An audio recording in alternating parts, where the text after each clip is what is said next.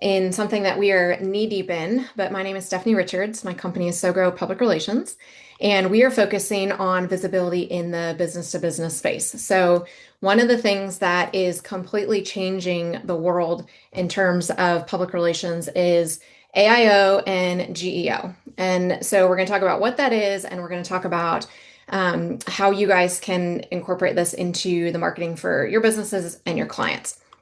So my tip today is to be flexible with AIO and GEO.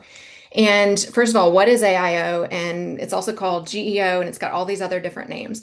So what we're talking about is when somebody is searching on an AI engine, they're searching for an answer in something, and coming up in those answers is what we're talking about. It's AIO. It's artificial intelligence optimization.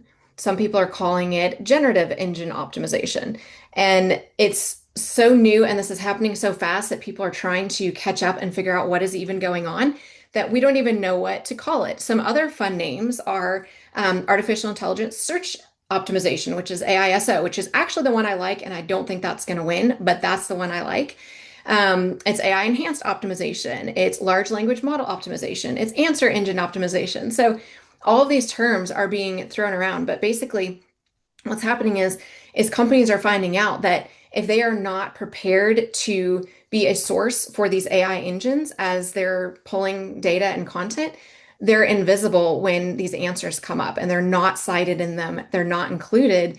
And, it's basically like what happened in search engine optimization at the beginning, where if you didn't play the SEO game, you didn't show up in search results.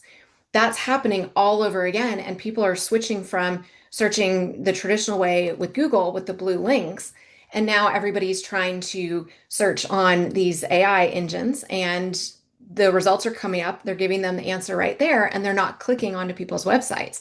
So if you are not included in that snippet of information, a lot of times you are just completely invisible to the users that are searching for information and potentially searching for what you offer, right?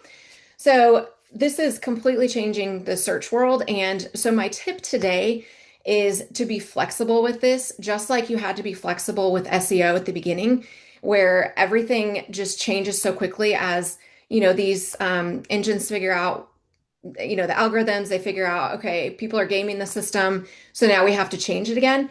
The same thing is happening in these AI searches, where as people are figuring out, okay, they're pulling from Reddit, so everybody needs to go jump on Reddit, or they're pulling from Wikipedia, everybody needs to go jump on Wikipedia.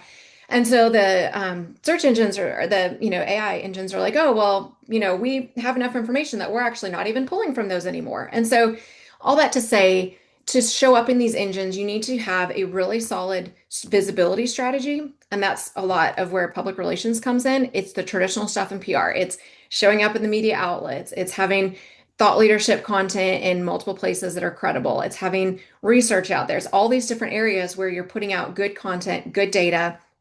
And, you have to keep a pulse on what's going on. How much of a role is Reddit playing? How much of a role is Wikipedia playing? Is it worth the investment? Is that going to shift? So the steady things that you need to keep track of in terms of like the basics of just building trust and authority and credibility and good content, that will stay the same. Be flexible with the things like which things are pulling from, like Reddit and that sort of thing. So